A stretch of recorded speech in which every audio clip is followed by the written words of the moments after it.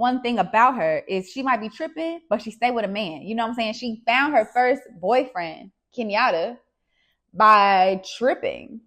She literally fell into his lap. Maybe that's the part of the ploy. Because every time she would fall into the hands of a fine man. And maybe dating apps are out and tripping is in. So, maybe that's the new 2025 dating advice that everybody needs. Results may vary.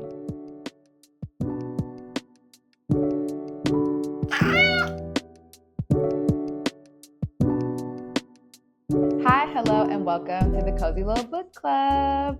I'm your host, Taylor, and today, Boo is here. I feel like Nardwuar.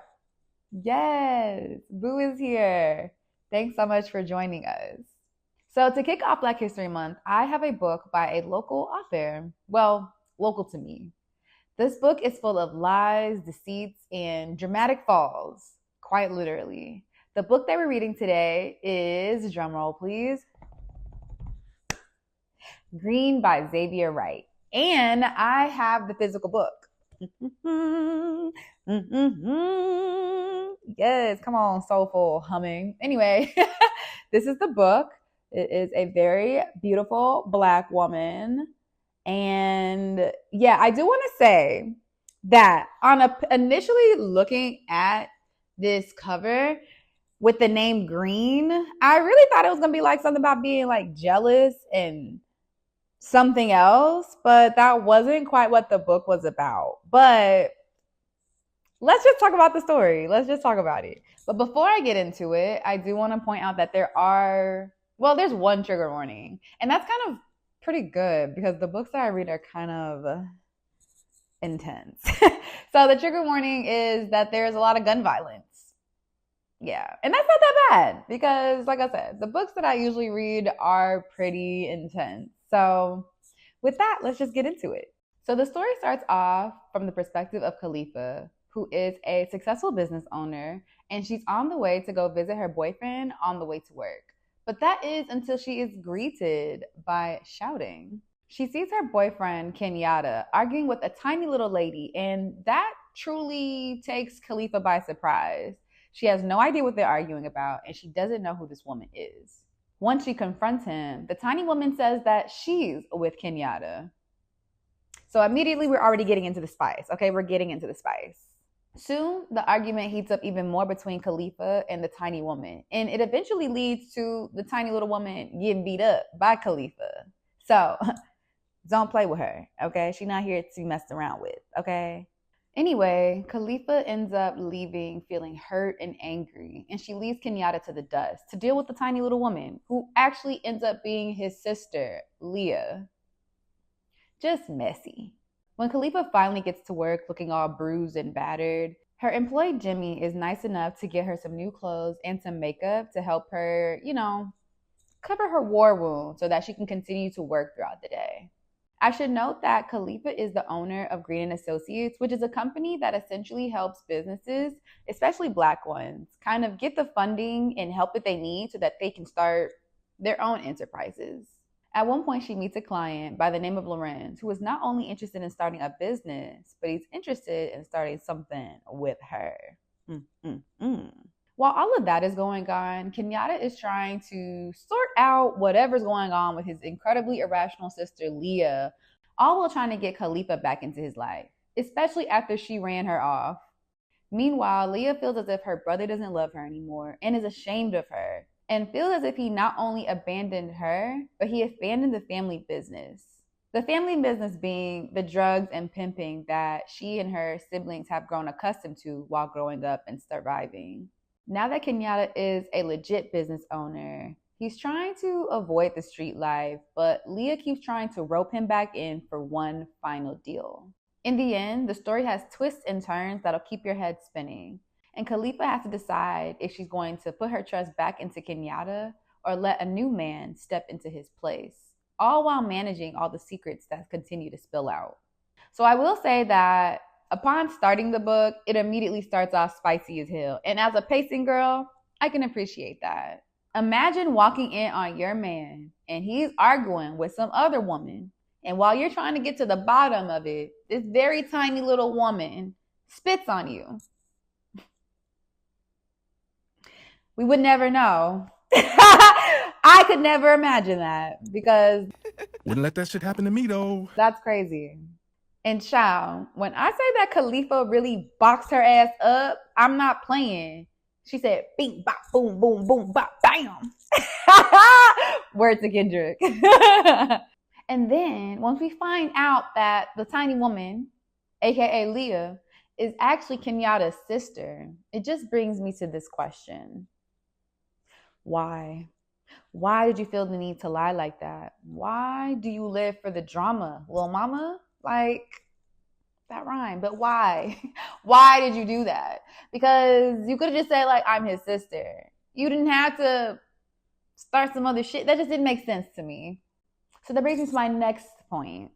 Leah is effing nuts. Why do you act the way that you act? What does that mean? Or that video, why do you act the way that you do? Like, that was my question. Because I'm like, you're just erratic and out of control. Like, you're OC. You're crazy. She is insane, and she definitely makes a good bad guy, but she is not a likable bad guy. Let me just add that. There are good bad guys that are like, oh, they're evil, but I like them. I didn't like her. I didn't like her at all. She was erratic. She was annoying. She just wasn't giving, as the girls would say. She wasn't giving. Least favorite character. Now, I will say that a character that I did enjoy was actually Khalifa. I really liked what she was doing for the community with her business. It seemed really important to her to uplift the Black community. And of course, we love that here at the Cozy Little Book Club. But one thing I didn't like about her, I wish she would stay off the damn floor. This girl was tripping in every other page, and it was infuriating because what is the problem? How are you this big of a klutz? You're not that tall. She was 5'5". So I don't know. It's like a baby giraffe who is learning how to walk, but I don't know why. She was tripping in sandals. She was tripping on in sneakers. She was tripping everywhere. And honestly, I don't know why, but I think we need to get her checked out because what was the problem? You can't walk, girl. She tripping on sidewalks. She tripping at the restaurant. She tripping in her house. She falling things. And it's not even like small falls. Like things are crashing on her. She's falling hard. She's getting bruises. She's getting cut up. She's getting food to the face. Like, get it together. I don't know how you even fix that. But I didn't like that. I didn't like that about her. I know clumsy people. I don't know anybody that damn clumsy. And that clumsy in such a short book. Like, I think she fell at least. This book is not thick. I finished this book in 2 days. Between me having to do actual, like, working. She tripped about 4 or 5 times. I was over it. I'm like, girl, get up. But you know what? One thing about her is she might be tripping, but she stayed with a man. You know what I'm saying? She found her first boyfriend, Kenyatta, by tripping. She literally fell into his lap. So maybe instead of me criticizing it, or not even criticizing, because I really am like concerned. What's going on with the girl? Okay. But maybe that's the part of the ploy. Because every time she would fall into the hands of a fine man. And maybe dating apps are out and tripping is in. So, you know, maybe that's the new 2025 dating advice that everybody needs. But I don't know if that'll always work in that favor. Like, you could fall and trip and bust your head. Now you unconscious. So, I mean, practice it at your own risk. I'm not saying I'm going to rush out and go tripping over men, but there might be something to it that I'm just not seeing. Obviously, it's working for Khalifa, okay? Results may vary. I will say that at times, the introductions to characters were a little bit confusing for me. I felt like some of the characters were kind of like tossed in there, and I had to go back and reread to kind of figure out who this person was, where they came from. So that was a bit confusing to me as the reader. And I'll also say that because this book doesn't have any page numbers, that made it even that much more difficult. So some people may not care about page numbers, but I do. And I think because as someone who writes my reviews and I reference that to reference the book to go back to talk about certain things, that was difficult. There were also some really funny parts that were just inherently very Black that I really enjoyed, such as like a candy lady, like a neighborhood candy lady. And she was just incredibly horny. I don't know if all the candy ladies I've ever met were like that, but she was definitely horny. But I did appreciate those like comedic breaks in there. And then there were parts of the dialogue that were also confusing that kind of went hand in hand with not knowing who this character was. And so that got a little confuddled for me. But after rereading it, I kind of understood, oh, okay, I understand where we're going. But I did have to go back and reread it. And I'm not really a fan of that. And I will say that I was left with some questions, and the book does end kind of on a cliffhanger. And luckily for us, people who have the physical copy, not only does it come with a cliffhanger, but it also comes with a sneak peek of what's to come in the next book, which is going to be a prequel to what happens in this story. I think from how it's set up, from what it's set up, it seems like that. And so hopefully that book will answer some of the questions that I had, at least. So all in all, I'm more than happy to share a book from a local author that focuses on Black characters written by a Black woman author.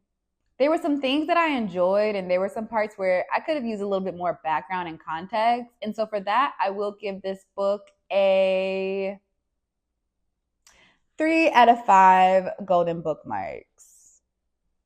I do think that with a little bit more concentrated focus, I do think that the next book will be able to answer some of the lingering questions that I had. And that wraps up another episode of the Cozy Little Book Club. Thanks so much for tuning in. If you made it to the end, please leave a little stack of book emoji or any other emoji you see fit. And if you've read the book, leave a comment down below to let me know what you thought about this book. Be sure to subscribe and hit that notification bell so that you know each time that we drop a new episode. Thanks again for tuning in. I hope you have a lovely day. And remember, when you open a book, you open your mind. Until next time, peace. I don't fuck with you. I fuck with you, boo. Don't look like that. Be sure to hit that subscribe and notification. We're notifying you that you're gay. Notification. Just kidding. Ooh, yeah.